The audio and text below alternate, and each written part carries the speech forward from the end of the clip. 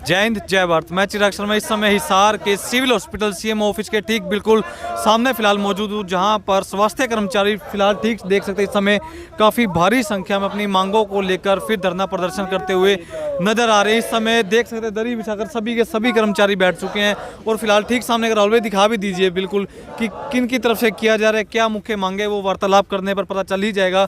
बहुउद्देशीय स्वास्थ्य कर्मचारी एसोसिएशन हिसार की तरफ से फिलहाल जानने माने कुछ लोग मौजूद हैं, इनसे वार्तालाप कर लेते हैं कि ऐसी क्या नौबत आन पड़ी।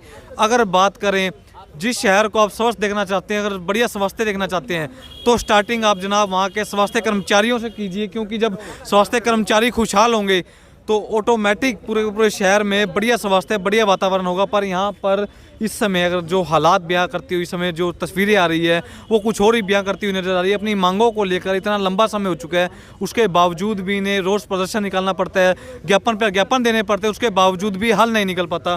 फिलहाल कुछ लोग मौजूद है, सबसे वार्तालाप कर लेते हैं। नमस्कार सर। नमस्कार जी।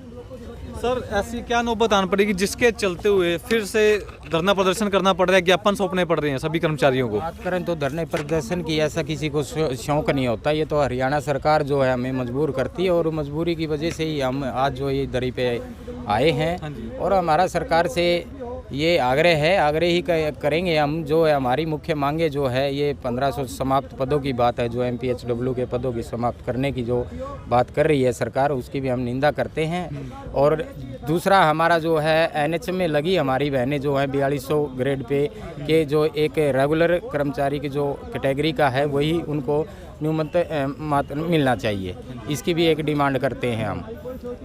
पर सर एक बात है, जहाँ पर सरकार और प्रशासन दावा करते हैं, जितने भी अगर अधिकारी हैं स्वास्थ्य विभाग के खास तौर पर, चाहे वो छोटे से लेकर बड़ा क्यों ना हो, बढ़िया सुविधाएं मिलती है सभी को, तो वो जो दावा है आप क्या मानते हैं, मिलती है या नहीं मिलती? बिल्कुल नहीं मिलती।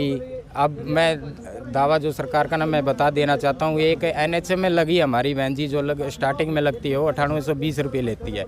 आज अगर हम बात करें तो आप तेल की बात कर लो, चाहे सरसों का तेल की बात कर लो, या डीजल या पेट्रोल की बात कर लो, या गैस सिलेंडर की बात कर लो, आप हर चीज़ जो है महंगी हुई है। और आज भी जो है हमारी बहनें जो है आज भी एक 9820 रुपये में अपना कार्य कर रही हैं। नमस्कार सर। नमस्ते सर, अगर मांगे नहीं मानी जाती तो उसके बाद का क्या आने वाले समय में रणनीति रहेगी? देखिए, मांगे यदि सरकार से में रहते मान लेती है तो हमारा कोई ऐसा शौक नहीं है कि हम विरोध प्रदर्शन करें, सरकार के खिलाफ नारे लगाएं। हमारा जो विरोध है वो जनता से जुड़ा हुआ है, जनता की सुविधाओं को लेके है। क्योंकि जो समाप्त पद किए गए हैं, चाहे वो MPHW कैटेगरी के हैं, मिनिस्ट्रियल स्टाफ के हैं, सुप्रीडेंट के हैं, LHV या MPHS के हैं, वो तमाम जो पद हैं वो सभी जनता की सुविधाओं के लिए पद हैं। और उनको अगर सरकार समाप्त कर रही है तो वो सीधा असर जनता की स्वास्थ्य सुविधाओं से जुड़ा हुआ है। तो हम ये सरकार को एक आग्रह के तौर पे अभी हम बात रख रहे हैं कि इन पदों को बहाल किया जाए।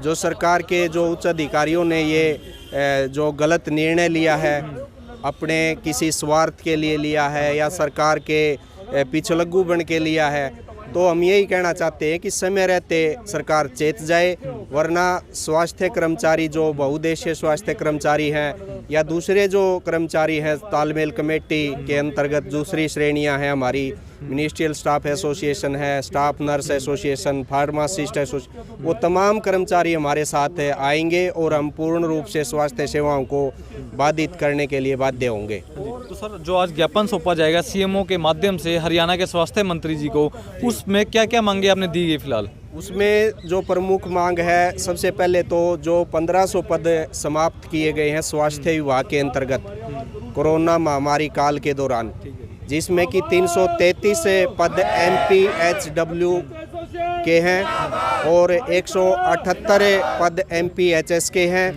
और 44 पद SMI के हैं। इसके अतिरिक्त लिपिक वर्गीय कर्मचारियों के भी है, सुप्रीडेंट, डिप्टी सुप्रीडेंट के हैं, स्टोर कीपर के हैं। इनको कुल मिला के 1500 के से ज़्यादा पद है, जो कि स्वास्थ्य विभाग के उच्च अधिकारियों ने कैंची चलाकर जनता से जुड़ी सुविधाओं पे एक प्रकार से डाका डाला है। इसको लेकर समस्त कर्मचारियों में रोष है और ये रोष है सिर्फ जनता की सुविधाओं के लेके, क्योंकि पिछले दिनों आप देखिए कोरोना महामारी काल में हमारे जो स्वास्थ्य कर्मचारी थे धरातल पे सिर्फ वही कार्य कर रहे थे, उन कर्मचारियों को भी सरकार ने मतलब एक कैंची चला रही है। तो आप ये देख सकते हैं कि सरकार की क्या मंशा है जनता की सुविधाओं को लेके। इसी का हम विरोध कर रहे हैं। किसी प्रकार की कोई हमारी वेतन बढ़ोतरी की मांग नहीं है। एक हमारी वेतन बढ़ोतरी की जो मांग है वो महिला जो हमारी कर्मचारी है NHM के अंतर्गत MPHW, उसका जो 7th पे कमीशन का लाभ अभी तक देय है उसको नहीं मिला है। हम उसकी पुरजोर मांग करते हैं क्योंकि वो नाम मात्र वेतन में कार्य कर रही है वर्षों से।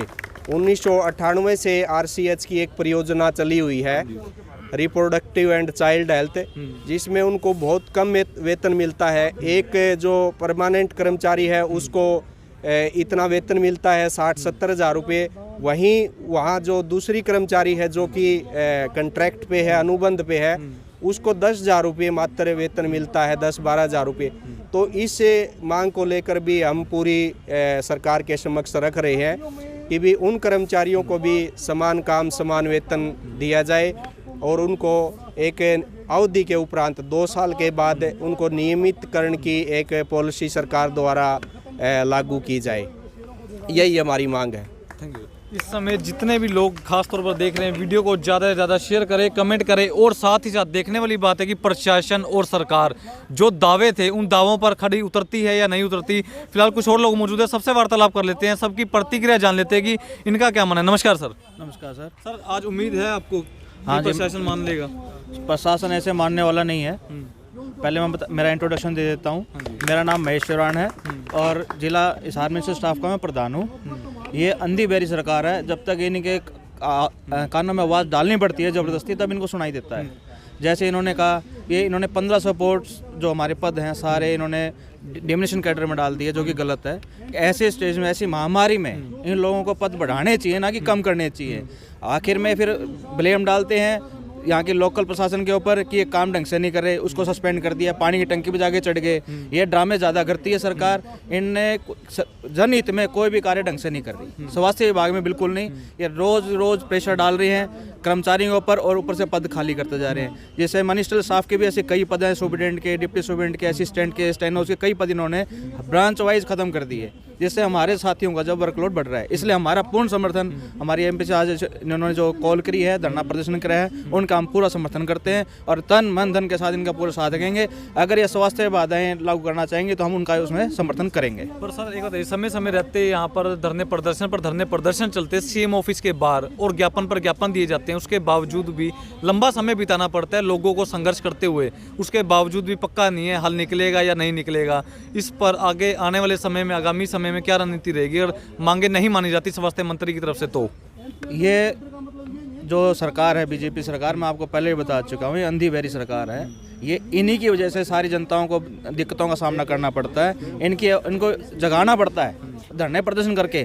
कर्मचारी काम करके खुश है, ना कि धरने प्रदर्शन करके। हमारा काम धरने प्रदर्शन करने का नहीं है, हमारा काम लोगों की सेवा करने का है, वो हम करेंगे। लेकिन कोशिश ये रहेगी सरकार पहले माने तो बढ़िया है, नहीं तो बाकी जो हमारी जो तालमेल कमेटी के नीचे जो भी फैसला लिया जाएगा हम उनका समर्थन करेंगे। Thank you.